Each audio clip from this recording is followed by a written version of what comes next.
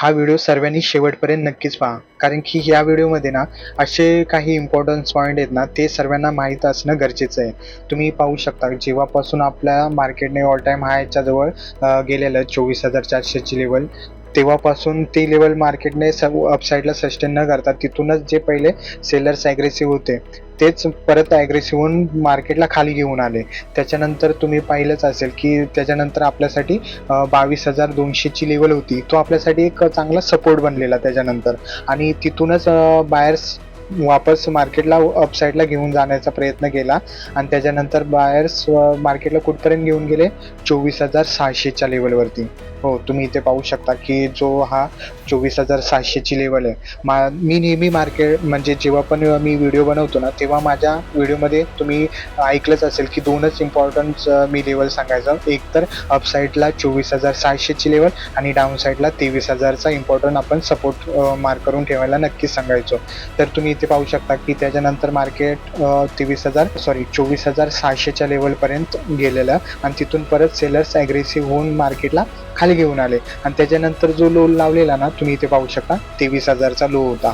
23,050च्या आसपासचा लो होता आणि तिथूनच मार्केट परत अपसाईडला गेलं. अपसाईडला कुठे जाऊन पोहोचला, 24,600च्या लेवलवरती. तुम्ही इथे पाहू शकता 24,600च्या लेवलवरती मार्केटने परत रेजिस्टन्स फेस केला आणि तिथेच मार्केट आता सध्या कन्सोलिडेट आहे. एक इथे तुम्ही पाहू शकता, एक तुम्ही बोलू शकतो की इथे थोडंसं म्हणजे बायर्स आणि सेलर्समध्ये थोडीशी टफ फाईट चालली आणि ह्या फाईटमध्ये जो मात करेल तोच मार्केटला त्याच्या डायरेक्शनने घेऊन जाईल. म्हणून तुम्ही इथे पाहू शकता की दोन लेवल तुम्ही पण तुमच्या चार्टवरती दोन लेवल 24,700ची अपसाईडला रेजिस्टन्स आणि डाऊन साईडला सपोर्ट 23,000चा सपोर्ट तुम्ही मार्क करून ठेवा. ह्याच्यात आणि ह्यामध्ये जोपर्यंत ह्या झोनमध्ये जोपर्यंत आहे तोपर्यंत मार्केट साईडवेजमध्येच कामकाज करेल.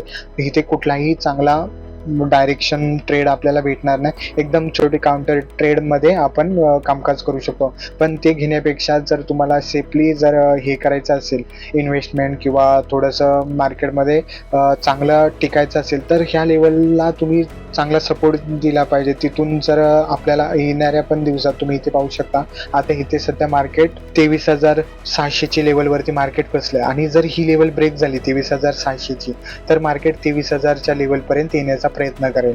आणि इथून तुम्ही पाहू शकता की जर इथूनच मार्केटने थोडंसं अपसाईडचं पोटेन्शियल दाखवलं, 23,600ची लेवल ब्रेक न करता इथूनच मार्केट अपसाईडला वरती गेलं तर परत मार्केट आपलं 24,700च्या लेवलपर्यंत जाऊ शकतं आणि पहिला रेजिस्टन्स असेल 24,200-300चा रेजिस्टन्स असेल, तोही फेस केला तर डायरेक्ट 24,700च्या लेवलपर्यंत जाऊ शकता.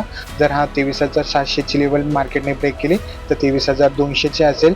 जर ही ब्रेक केली तर आपण डायरेक्ट तुम्ही इथे पाहू शकता 22,600ची आहे, त्याच्यानंतर 22,000चा पण एक सायकोलॉजिकल आणि इम्पॉर्टंट सपोर्ट राहणे. मग हे तुम्ही तुमच्या चार्टमध्ये तुमच्या माइंडमध्ये ह्या लेवल तुम्ही आत्ताच फिट करून ठेवा, कारण की तुम्हीही मार्केटमध्ये टिकून राहणं गरजेचं आहे. आणि ह्या व्हिडिओ सर्वांनी आपल्या जो कोणी ट्रेडर मित्र असेल त्यांच्यासोबत नक्कीच शेअर करा, त्यांना पण ह्या इम्पॉर्टन्स लेवल सांगा आणि तुम्हीही याच्यावरती कामकाज करा. हा व्हिडिओ पूर्ण शैक्षणिक हेतू आहे आणि यामध्ये कुठलीही बाईंग आणि सेलिंगची सजेशन नाही. त्यामुळे जे काय असेल ते तुमचं ॲनालिसिस, तुमचं लर्निंग असेल आणि त्यांच्यानुसार तुम्ही कामकाज करू शकता. धन्यवाद.